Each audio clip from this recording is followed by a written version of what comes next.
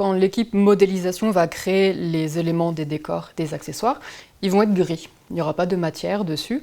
Et nous, notre travail, en fait, c'est de mettre la couleur et la matière sur les objets. Pour qu'une caisse en bois qui arrive chez nous toute grise, on lui mette sa texture de bois, pour que ça ressemble à du bois, pour que le verre ressemble à du verre. On fait tout ce travail-là. Au tout début, quand on avait moins de logiciels que maintenant, on prenait par exemple des photos sur Internet, une photo de bois, on la retravaillait pour après l'appliquer sur notre objet. Maintenant qu'on a des logiciels qui nous permettent de faire des textures du début à la fin, on va vraiment créer la texture du début à la fin. Si je prends du bois, on va d'abord mettre la couleur marron, après on va mettre un nouveau calque par-dessus pour avoir les liserés du bois, les fibres. On remet un calque par-dessus pour mettre de l'usure. On va travailler en fait couche après couche. Et ce qui fait que maintenant, on peut vraiment créer toutes les textures, des cailloux, du métal, du début à la fin. Parfois, on va devoir recréer des choses parce que c'est des éléments nouveaux qu'on n'avait pas dans les précédents films. Sur les As de la jungle, il y avait beaucoup de bois, du bambou, des feuilles. On est arrivé sur Pile, on avait des maisons, du plâtre et tout, choses qu'on n'avait pas avant. Là, on est sur les Argots, on a du marbre, ce genre de détails qu'on n'avait pas non plus sur Pile. Donc à chaque production, comme ça se passe dans des univers différents, on va recréer en fait à chaque fois des shaders qui vont grossir en fait notre banque de shaders de base et qu'on pourra toujours réadapter d'un film à un autre pour que ça colle un peu mieux aux attentes. Et là, c'est toute la banque de shaders qu'on a déjà fait sur les Argots. Donc on a du cuir, on a du métal, on a des écorces, on a du tissu, on a de la lave, parce qu'on a un décor, il y a de la lave. Et du coup, après, c'est ces shaders qu'on a travaillés, qu'on vient mettre dans ce logiciel et qu'on va travailler couche après couche pour avoir du coup le rendu final. Et ça, c'est du coup les shaders qui est accessible à toute l'équipe. Toute l'équipe peut la récupérer pour les travailler, cette banque d'images, et ce qui fait qu'on aura aussi cette harmonie en fait entre chaque personne, parce que même si chaque personne a un peu sa façon de travailler, vu qu'on a tous la même base, ça permet d'avoir quelque chose d'harmonieux entre les différents graphistes. La modé, nous, elle va nous donner quelque chose comme ça, qui est tout blanc, qui n'a pas de matière. Donc nous, on récupère cet élément-là. On va voir les recherches graphiques. Donc la recherche graphique, elle nous fournit ça. Donc moi, je sais que je dois faire une porte qui ressemble à ça, avec un bois clair, un bois plus foncé ici. Et à partir de cette image, en récupérant du coup les shaders qu'on a déjà fait, je vais recréer cette porte. Là, c'est le shader de base que j'ai pu récupérer, qu'on a déjà fait. Donc je l'ai mis de base, et ensuite, moi, je vais mettre une teinte un peu plus foncée ici.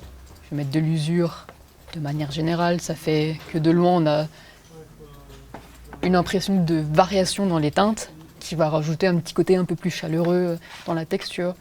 Là, j'ai la même modélisation. J'ai presque le même shader, mais comme je l'ai terni, j'ai mis de la mousse, on a tout de suite une porte qui devient sale en fait. Par exemple, sur cette arche-là, on va utiliser des shaders qu'on a déjà créés. Donc je l'applique. Et ici, j'ai déjà des cailloux, je rajoute une nouvelle couche de peinture que je vais appliquer que sur ces éléments-là. Et pareil, cette peinture-là, je peux décider de la rendre très brillante, je peux la rendre très mate. C'est tous ces petits paramètres qui vont nous aider à créer le shader.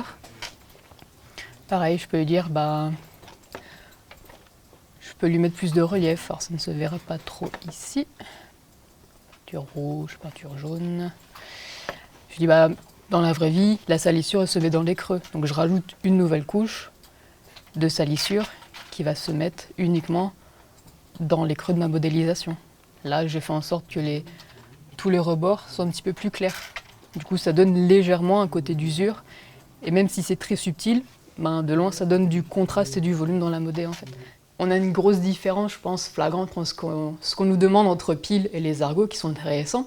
Si on prend toutes les maisons de Pile, Julien voulait quelque chose qui soit un petit peu réaliste, mais très sale. Donc on a dans les maisons beaucoup de petits grains un peu noirs. C'est très granuleux, en fait, comme ambiance, pour avoir un côté un peu sombre.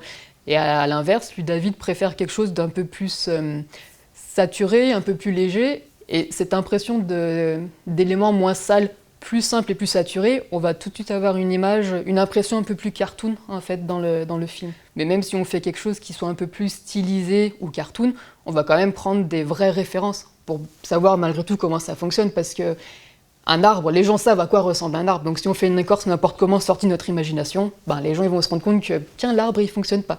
Donc on doit toujours s'adapter du réel pour rendre quelque chose qui soit joli, même si c'est pas réaliste en fait.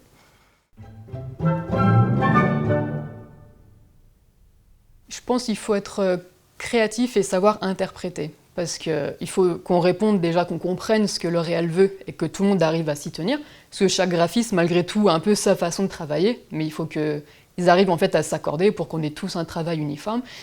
Mais il faut aussi être capable d'interpréter ce qu'on nous demande. Quand on a une recherche graphique, comme je disais, c'est juste une planche, on va nous mettre un élément dessus, on nous dit bah là c'est du métal, là c'est du bois, là c'est ci. Mais il faut aller au-delà de cette recherche graphique pour déjà la transformer en ce que L'Oréal veut, et aussi des fois apporter un peu de créativité. Parce qu'on se rend compte dans la 3D qu'il y a beaucoup de choses qui marchent en dessin, et une fois qu'on les fait en 3D, ça marche pas ou ça marche pas bien en fait.